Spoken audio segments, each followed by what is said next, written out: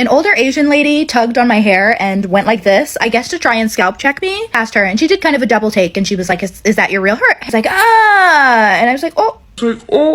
Pulls out her phone, cuts on her flashlight, and puts her flashlight in my scalp and starts putting her fingers in my scalp, like trying to find tracks or whatever. When people touch my hair without asking, or they do ask, but I say no and they touch my hair anyway, I do try and, I don't want to use the word gaslight, but just like you wouldn't go up to someone and touch their private part. A lot of black women have experienced scalp checking from all around the world. And a lot of black women would also say no on the spot. They will be very vocal about it. When I say vocal, I mean an assertive, a firm no. Very clear boundaries. But I can't speak for everyone. A lot of black women may be nice about the whole situation for various reasons. For example, fear of having the whole situation turn around them for obvious racism. For others, it may just be a personality thing. They are just naturally calm. They will just rather ignore than make a scene. But for a lot of black women that struggle to say no to a non-black stranger pulling on their hair in the most assertive, firm way possible, there's obviously a deeper issue. Because in reality, if this happens to a black woman and people around see that obviously the Asian lady was at fault, they would not spite the black woman for standing up for herself. At least if they are being fair. But in her head, she would assume that they would spite her. And because of that, she won't even try. There's this silent fear, hesitance, or should I call it lack of confidence. We live in an era where allowing a stranger a 360 view of your hair is called inclusivity, when it's not like we are all models. And if you're too strict about it, they will call you uptight. Even some black people will call you uptight. But let me ask a genuine question. Oh. Please, let me just ask. Those of you black women that allow strangers touch your hair without permission and make the rest of us that say no to look uptight, why is your inclusivity limited to only black people? If your fellow black people in school, at home, your aunties tug on your hair like that, like pull your hair like that without asking for permission, I hope you match the same energy, because it's wild. Hi there, my name is IG. If this is your first time seeing me on your screen, you're welcome to this space. Here I teach about natural hair. I teach that natural hair is as authentic, as original, as superior as straight hair and non-texture and non-black hair, basically. I know that when I asked if your inclusivity is limited to non-black people, it made it look like I hate black women being free with themselves, being free with other races. Girl, what? First of all, I love all people of all races, colors, hair textures and all. That's the whole point of why I won't want this other race to be treated less than this race, or this other race to feel superior compared to this race, because we are all created wonderfully and equally by God. Secondly, this issue doesn't just affect hair, because I've heard these stories of black women who would tolerate bad attitude coming from a non-black colleague at work. But if this same bad attitude was coming from a black colleague, they won't tolerate the same level of disrespect. And that's a fact. So why not match the energy? Why not match the energy? Why is your inclusivity limited to only non-black people? That's the question. To your white colleagues, your friends in your modeling gig, what about your aunties at church? What about your people at home, your friends, your black friends in school? Can they touch your hair? And if your inclusivity is not limited to any group of people at all, then that's fine. Maybe anyone, no matter where their hands have been, can touch your hair. But I want you to know that you lots are part of the reason that these Karens see Afro hair as a spectacle. This is not a spite on the OP whom we are discussing in this video, okay? In this case, she had someone tug on her hair and pull on her hair for no reason at all. Because when I heard that story, I was trying to, put one and two together. I couldn't see what exactly triggered that confrontation from the Asian lady to her. It just didn't make sense. An older Asian lady tugged on my hair and went like this, I guess to try and scalp check me. Today at my college, I go to a community college, so there's a lot of old people there. I was walking past her and she did kind of a double take and she was like, is that your real hair? And I was like, yes. And she was like, ah. And I was like, oh. And she was with another Asian lady and she had gone like this. And then when I walk past, she was like, she said something not wig or trying to make sure it's not a wig, something along the lines of wig. And earlier this week, I was wearing braids and a man had yanked on my braid, I guess as a way to try and flirt. And it's just so interesting because I presume that these things do not happen to white women. And I presume these things don't happen to men. And it's just like, I have always, my boundaries when it comes to my hair have always been disrespected. My mom, as I'm sure many black moms have told their daughters, you don't let anyone play in your hair, you don't let anyone touch your hair. Like, that's a no-go. And I was at my job and this woman asked to touch my hair and I was like, I don't like people touching my hair. She was like, but I just quickly, like, and it's just like, no means no. And you know, that Asian lady, I like to assume goodwill and assume that people aren't trying to poke fun at me or try and like slide in a microaggression. Some people don't know. Ignorance is bliss. There are a lot of ignorant people, and I just tried to assume that that lady wasn't trying to embarrass me or whatever she was trying to achieve. It was just out of ignorance. But it's just like, I don't like when people touch my hair. You can touch me. Well, I don't really like to be touched, period, but really don't touch my hair. Like, it's just, I just don't understand why people don't get that. That woman didn't know me. She didn't know how I would react, and she's lucky that I'm not the type to get mad, but she didn't know that. And it's just like, I guess I don't understand why people think that it's okay. And it goes back to ignorance, and it's just people of color have to be, they have no room for ignorance.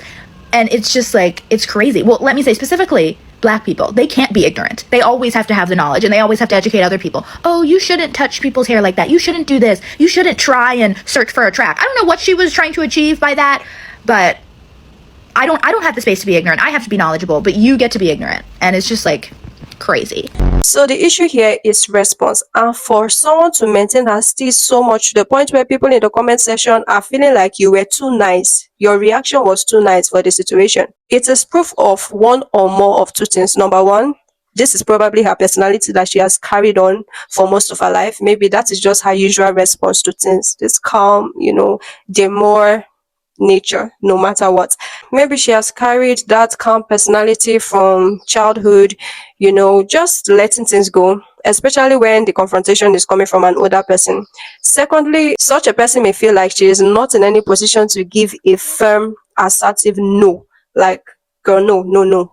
It's just like parents teaching kids respect, teaching them politeness, introducing them to saying yes to adults, no matter what, just say yes. In African culture, they will tell you, you have to say yes, ma, say yes, sir, when an adult calls you. No matter what they do, whether they are wrong, you have to be respectful and polite to them. Without respect, you will never succeed in life. And hear me out, teaching respect is not necessarily a bad thing. Children need to grow up and learn how to respect their elders. It's basic manners. But when you teach kids that they must respect an adult no matter what they do, they have to be calm, they have to be polite to situations, no matter what such an older person does to them, especially if this is a white person. They have to be nice, not just nice. If it's a non-black person, they have to be not just nice, but extra nice. When you teach kids like this, you are doing something to their mindset. It's going to affect them in very funny ways. Hear me out. It's going to affect them because what you're trying to say is that you will never succeed in life without respecting an older person, no matter what they do. And now we have grown adults, we have black women who are scared to say no to a stranger tugging and pulling at your hair in public. I'm not saying that we should be harsh or whatever, but it's not all situations that call for politeness there. Sometimes you have to match energy for energy because that's the only way you will pass the message across to the offender that no, you're out of line. I'm not necessarily referring to the OP, but I just want to believe that she's more on the calmer side when it comes to personality thing. Because I know a lot of black women that will match energy for energy. Imagine pulling someone's hair unprovoked. Am I your pet that you are tugging on my hair, patting my hair, tapping my head? And even with pets, you have to ask their owners for permission before you touch their pets because nobody knows where those hands have been. Goodness, let's not even imagine too much because these are pets we're talking about. Imagine you're scared of, your pet contracting some disease based on someone's touch. Talk more of hair. Your hair is growing out of your head. Your hair is connected to your skin. You should treat it with more delicateness. And before anyone comes at me with the hair is dead talk, I don't follow. Because for black women, hair is much more than that. Our hair thrives. Our hair is like a plant. We water it and it thrives when you water it. Okay, I know science says hair is dead, but I know a lot of black women that will not like you telling them their hair is dead. They will not use that language on their hair, even though science says so. So the issue here is response, and I know that this topic of black women's response to things, especially with regarding hair, is a very sensitive topic. But it's just like the response level of every young girl that has been molested. I remember watching these documentaries and these stories of a typical young girl who was molested, and she would tell you the reason why she didn't speak up immediately was because she was scared of being labeled disrespectful, of people telling her that she's a liar, she's lying, especially because maybe the abuser is a much older person. They were scared that society would turn against them. You don't risk your health for respect. You don't risk anything at all because of respect, because of what people will say. As a retired people pleaser, I would say the key to not people pleasing is anybody is pushing you to make a decision on the spot, tell them no, never. I'm talking even in business. Nobody has died. They've not killed anybody from not answering no. If you want to get over people pleasing, look at me. Look at my face. Look at my face. Okay. I know in some laws, to a degree, tugging someone's hair unprovoked, it can be classified as assault. But we are just the people who we let a lot of things go. We ignore a lot of things. And I love how this is an age of talking more, how this is an era of speaking up more, talking about issues like this more. Like this issue, can you imagine someone saying, girl, why are you resisting an Asian touching your hair? Don't you wear their bundles? Girl, it's the least thing you could do now. You wear their bundles now. Not like those were the exact words this person used, but whoever the commenter is, the person that typed this, you are no different from people that say these funny things. Really, you are no different. But you wear their hair though. You wear their hair now. Now, I don't feel like black women should wear fake hair. Okay, I don't believe in that. I don't believe we should live, we should breathe, we should exist and find our identity wearing another race of people's hair on our head, on our hair, because I believe we were all created uniquely. We were all created to dominate in our own identity. Okay, and that is what I believe is God's will for us. I believe the Creator frowns at us doing these things to ourselves, and it really has repercussions when you think about it deeply. And what people don't want to talk about is how addictive wearing weave can be. Okay, so yeah, this video is not about wearing fake hair and all. This happened to someone wearing her own hair. But if at all, even if she wore fake hair, that is not an excuse for someone to tug on your hair, to drag your hair.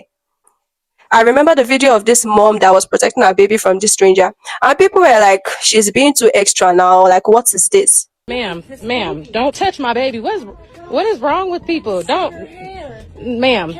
Come on, I don't think she's being extra.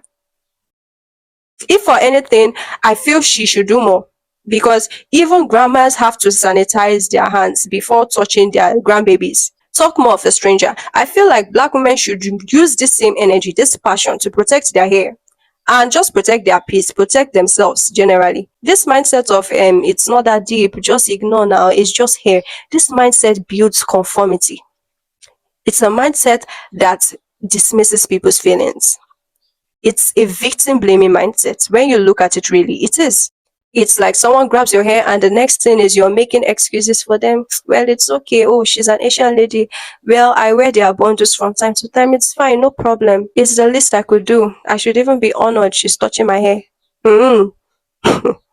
Allow me to overcomplicate this comment, because what do you mean by that?